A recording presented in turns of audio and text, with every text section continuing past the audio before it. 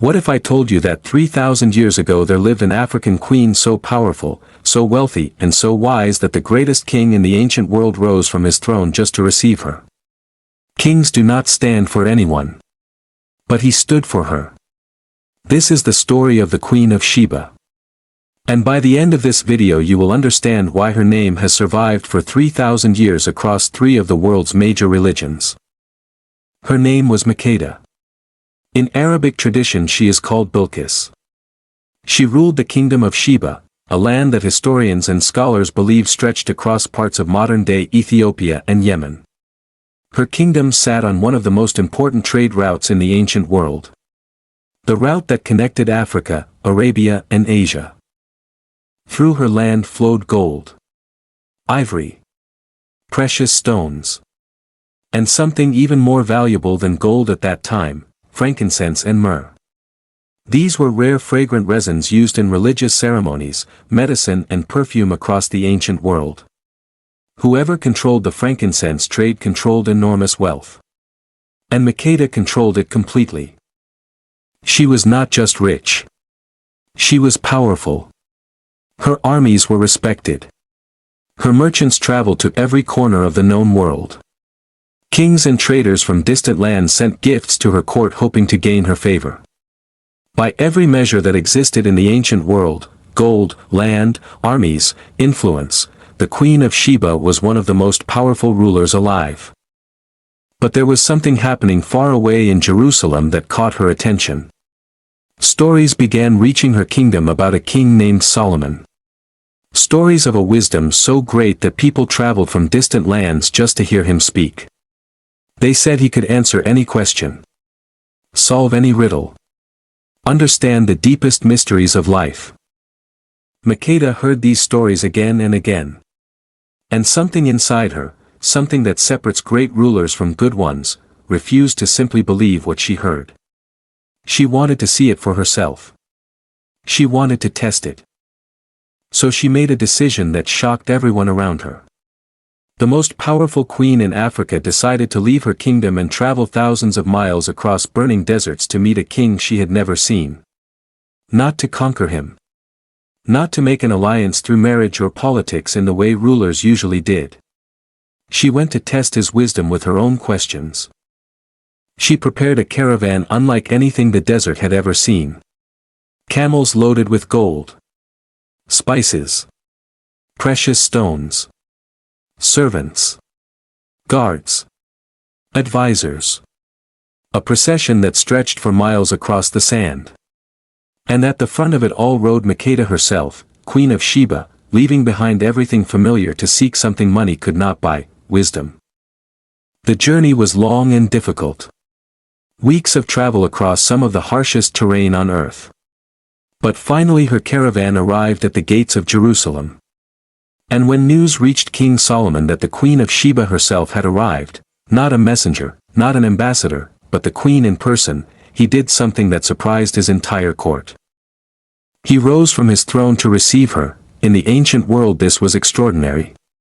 Kings remained seated. Visitors, even powerful ones, were expected to come to them. But Solomon recognized immediately that this was not an ordinary visitor. This was a ruler whose greatness matched his own. And he honored her accordingly. Once inside his court, Makeda did exactly what she had traveled thousands of miles to do. She began asking questions. Hard questions. Riddles that had confused scholars across many lands. Questions designed to reveal whether Solomon's wisdom was real or simply rumor exaggerated by distance and time. And one by one, Solomon answered every single question. Nothing she asked was too difficult for him.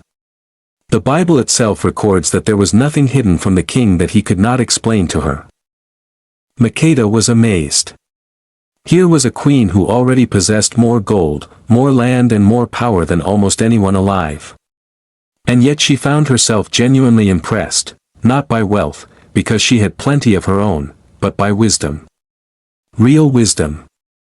The kind that cannot be inherited, bought or stolen. The kind that must be sought. She told Solomon something that has been remembered for 3,000 years. She said that everything she had heard about his wisdom in her own land was true, but she had not believed it until she came and saw it with her own eyes. Makeda and Solomon spent time together. They exchanged gifts. They exchanged knowledge. Two of the most powerful rulers of their time, meeting not as enemies or rivals, but as equals who recognized greatness in each other.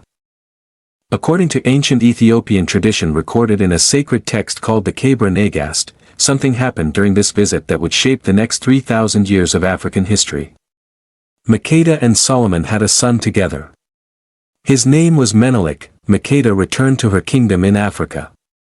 And in time, she raised her son to understand both his mother's African heritage and his father's legendary wisdom. When Menelik became a young man, he made his own journey, traveling to Jerusalem to meet his father Solomon for the first time. Solomon recognized him immediately.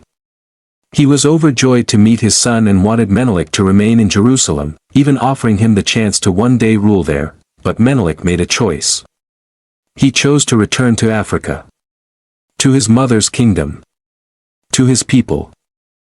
And according to Ethiopian tradition, when he left Jerusalem, he did not leave empty-handed.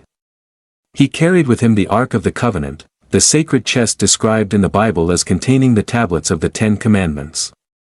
The most sacred object in all of Hebrew Scripture.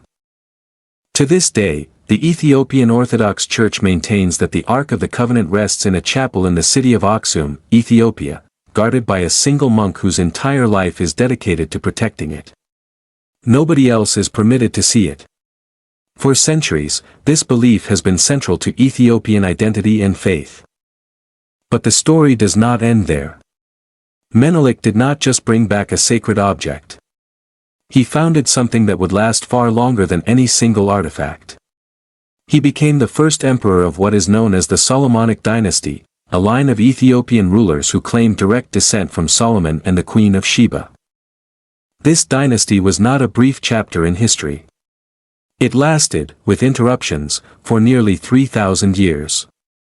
The very last emperor to claim this lineage was Haile Selassie, who ruled Ethiopia until 1974. Think about that.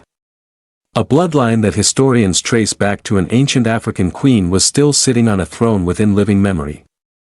Within the lifetime of people who are still alive today. One meeting. One queen who refused to simply accept what she heard and instead traveled across a desert to find out for herself. And from that single decision came a legacy that shaped the religion, politics and identity of an entire nation for thousands of years. So what can we learn from the Queen of Sheba? The first lesson is this: never stop seeking wisdom, no matter how much you already have.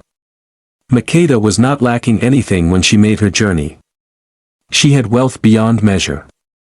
She had power. She had a kingdom that controlled trade across 3 continents. By every external measure, she had already arrived. And yet she traveled thousands of miles across a desert because she understood something many people never learn. Wealth can be lost. Power can fade. Kingdoms can fall.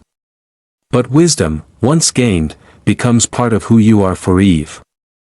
The second lesson is this: true greatness recognizes greatness in others. When Solomon rose from his throne for Makeda, and when Makeda humbled herself to ask questions rather than simply assume her own superiority, both of them demonstrated something rare. The confidence to honor someone else without feeling diminished by it. The third lesson is perhaps the most powerful. Small decisions can create legacies that outlast us by thousands of years. Makeda could not have known, when she decided to make that journey, that it would result in a bloodline lasting nearly 3,000 years. She was not trying to build a dynasty. She was simply following her curiosity, her hunger for truth, wherever it led. And I want you to think about your own life for a moment. What decision are you avoiding right now because it feels difficult, or far, or uncertain? What journey, literal or figurative, are you putting off because the desert in front of you looks too vast? The Queen of Sheba teaches us that the journey is always worth it when what you are seeking is wisdom, growth and truth. You may not see the full impact of your decision today. Makeda certainly did not. But 3,000 years later, we are still telling her story, If this story moved you today, drop a crown emoji in the comments. And share this with someone who needs to be reminded that seeking growth, even when you already have something, is never a waste of time. Subscribe to World Wisdom Stories GH for more powerful stories of African greatness, history, and wisdom from around the world. From Ghana to the whole world, this is wisdom that matters.